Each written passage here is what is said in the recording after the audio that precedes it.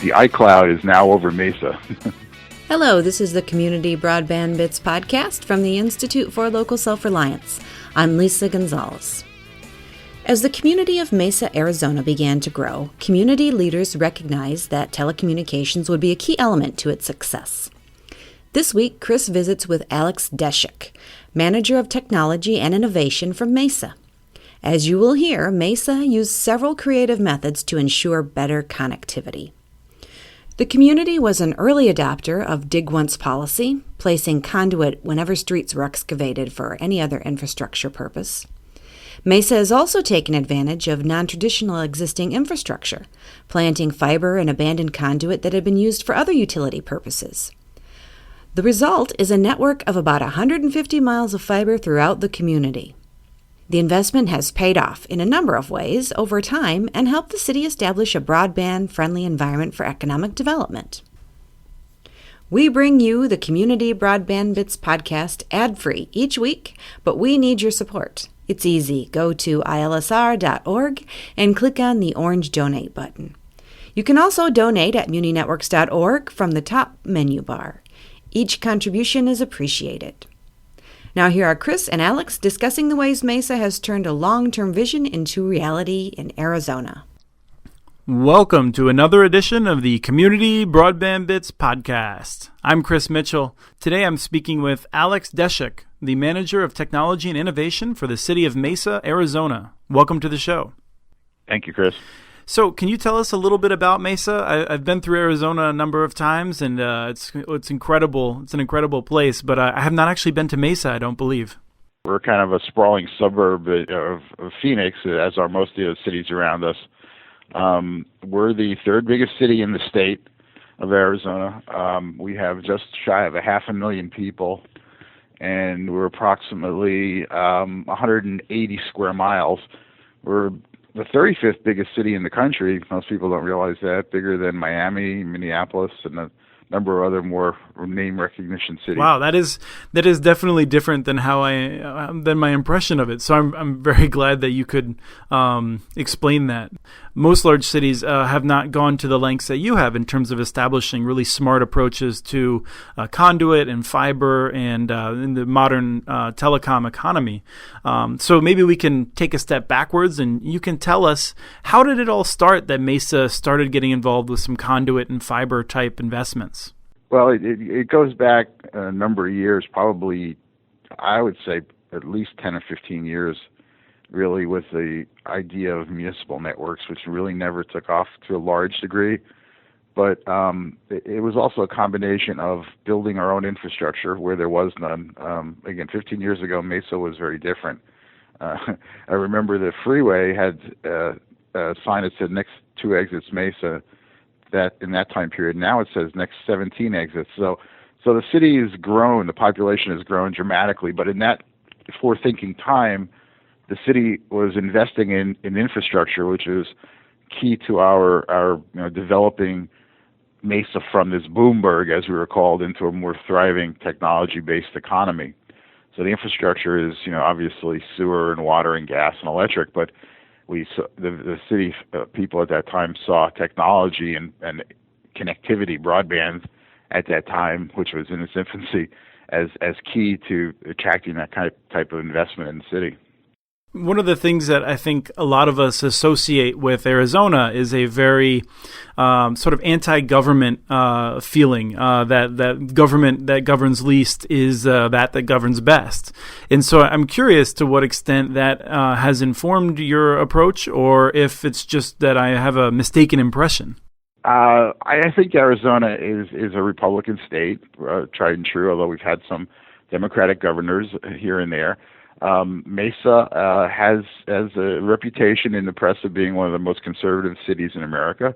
But I think, within the time frame that we're talking about, we've had this change in leadership where we've had more progressive, more inclusive leadership that is really sees a vision for Mesa that's changed. And that, as I said, includes the city facilitating our business partners and not regulating as much. So it's really this change. Like I said, it's not that we're less big government, but we want to facilitate, we want to help as much as we can.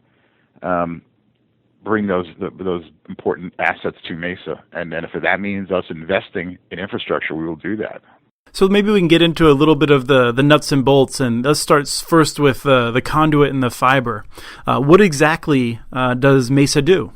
So a number of things. The program that I mentioned that started well over a decade ago had a name then called E-Streets, and it was really to invest in, when we opened up streets for other work, whether we were building out sewers or water infrastructure, to also put in conduit with the express purpose of leasing it out. Obviously we use it for our own infrastructure, connecting our own city facilities across the city, but also with the intent that we would lease this conduit, and in cases where we had capacity, we've put in 144 strand fiber count throughout our backbone. We would lease the fiber if the carriers were interested in the fiber. The E-Streets project put in, I would say at this point, we'll probably have 150 route miles, if not more, maybe 200 route miles of conduit in the ground throughout the city. We haven't added more to it recently, although we're starting that program again as we get more capacity in our public works improvements. Going forward again, we will continue opening. When we open up streets, we will put in conduit in key locations and continue building this infrastructure. And I'm curious about the cost of that versus revenues. Do you know if there's been a net gain to the city, just ignoring any of the positive externalities we can talk about next, but in terms of just the revenue from leasing it versus the cost of having put it there? So, the idea of a net revenue gain is it may vary state by state, but technically we cannot have a revenue gain. We can do cost recovery. So we price out the infrastructure for full cost recovery. So at the end of the day, as the assets are leased out, the burden back to the taxpayers gets negated. So it's not as we're a revenue center. So we do have full cost recovery in our rates that we would lease the infrastructure out to carriers and vendors. And so I'm curious how that works. Does that mean that if there's a number of people that have been leasing ahead of me and you've recovered your costs, that I can then lease for free? It's really based on a linear foot, and it's not based on a particular segment. I assume at some point, if we ever leased out the whole infrastructure, we would have a total revenue neutral at that point. Now, we may change the model then to take the new money invested into new infrastructure. So we're not at that point where we've actually fully recovered the cost of the whole project. Right, although I think toward the end of the conversation, we'll turn to some of the ways that the project has certainly returned more benefits than its costs.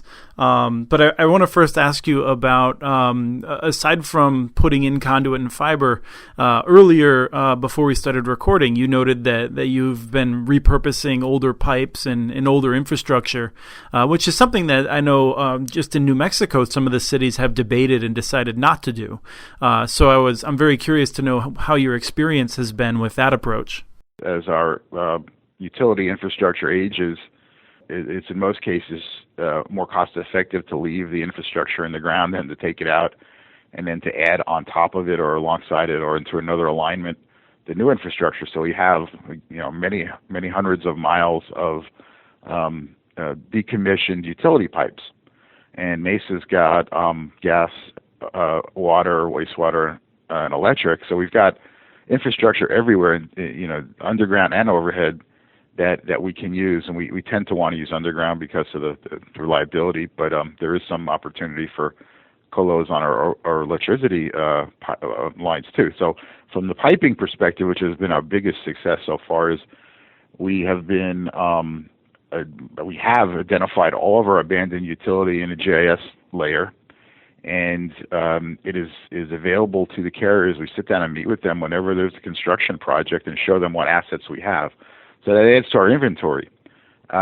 We've just had two vendors. I remember the exact mileage, but it's several miles of abandoned water utility that they proofed. The cost of proofing the pipes is up to the vendor. We don't incur any additional costs, and then we lease it out at a predetermined rate for the vendor to use. And we've got two vendors just recently. We started the program about a year ago. approved by council, and we're already returning some money in value to the city. As you've mentioned that you lease fiber, a lot of times you've mentioned that it's often to carriers. And one of the things I'm usually curious about is when dark fiber is available or conduits available, how much of that is going to other carriers versus to just like a business, like a bank that itself may want to run fiber?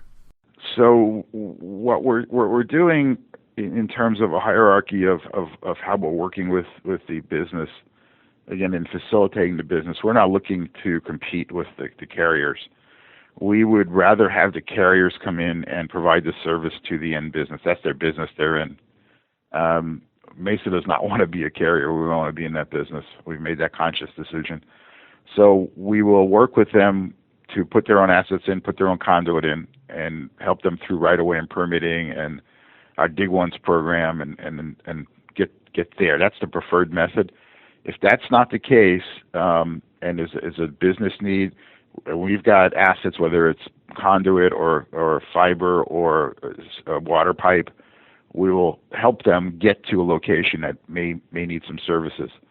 And in a rare instance, if there's a economic development opportunity and the carriers don't want to do it, they don't want to partner with us, we will offer through an economic development agreement the city to provide bandwidth connectivity on a temporary basis, basically wrapped around an economic development opportunity. So we can facilitate that. We don't want that to be a factor to say they're going to relocate a business somewhere else because they can't get broadband. You mentioned also earlier something that you said before our interview began was this notion of being broadband friendly. And so I'm curious if there's things that go beyond what you just described that also are a part of how you think of being broadband friendly to those who want to invest in their own services. Well, I think we're trying to coordinate. We have regular meetings with the incumbent carriers in the valley, anyone that's starting new business. We're fully transparent, sit down with them and show them our street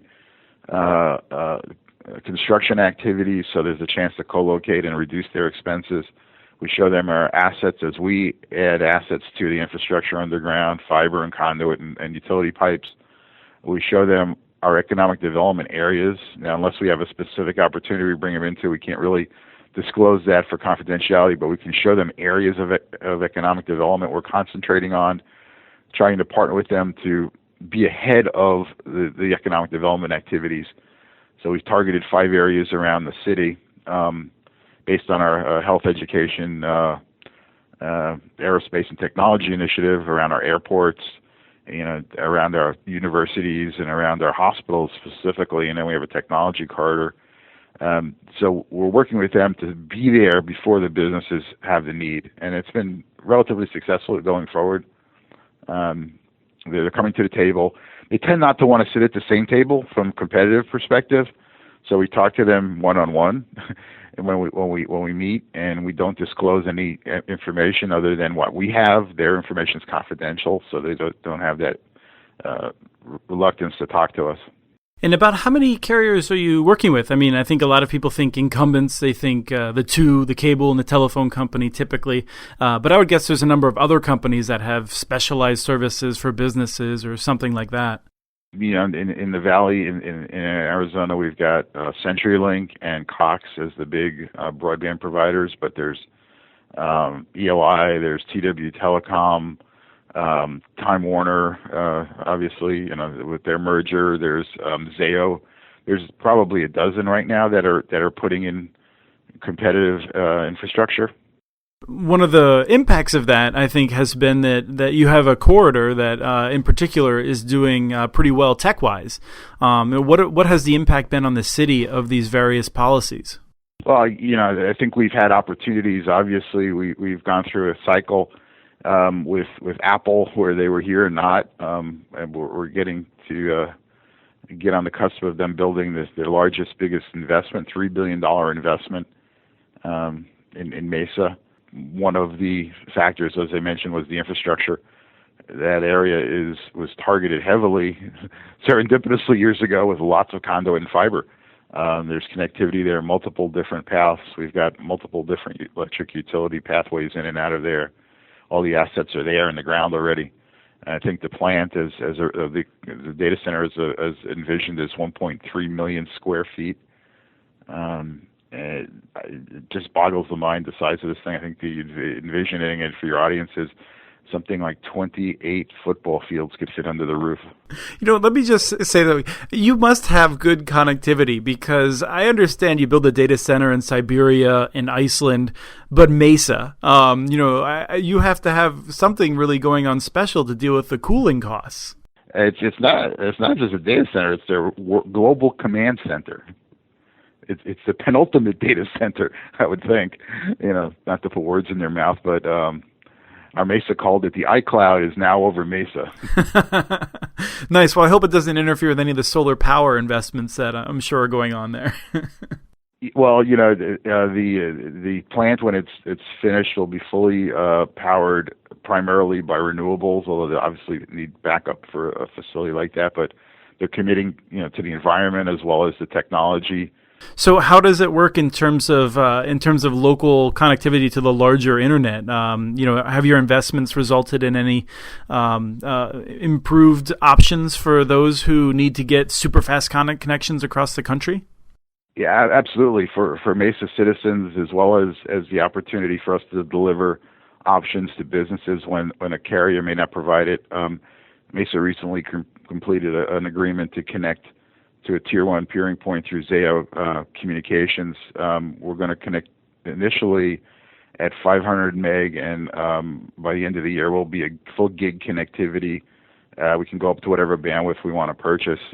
But essentially, by bypassing the middleman local carrier, we doubled our bandwidth and cut our costs in half, and made this service ubiquitous throughout our fiber network. And so the hardest part, I think, for any city that's trying to figure out how to improve internet access is always how it filters down to residents. And I'm curious if you're seeing any of your city policies resulting in super fast residential connections, or what's happening in the community. The Valley was part of the next rollout of the Google fiber. We weren't selected, but that alone brought competition. The incumbents are now offering gigabit to all new construction. They were rolling out Wi-Fi networks for their customers. So our biggest issue with connectivity is really economic barriers to entry, and the city's working to help that by providing free Wi-Fi in all city facilities as a city-funded program. There'll be opportunities for economic challenged folks that can't get to internet to be able to go to a city facility, community room, which there are dozens and dozens of around the city. Our city halls, our libraries. We're all going to provide free Wi-Fi internet in public meeting spaces, in outdoor spaces, in parks, and things like that. So that is underway right now. We're getting another 7 miles of light rail. There will eventually be Wi-Fi at all light rail stops. So we're putting internet out to the citizens in city facilities, but it's not our intent to compete and provide the provider to internet to the homes. Well, thank you so much for coming on the show, Alex. I appreciate it. Thank you, Chris. Send us your ideas for the show. Email us at podcast@muninetworks.org. You can follow us on Twitter. Our handle is @CommunityNets. Please take a few moments to donate to ilsr.org to help us continue our work. We want to thank Person for the song Blues Walk, licensed through Creative Commons, and we also want to thank you for listening. Have a great day.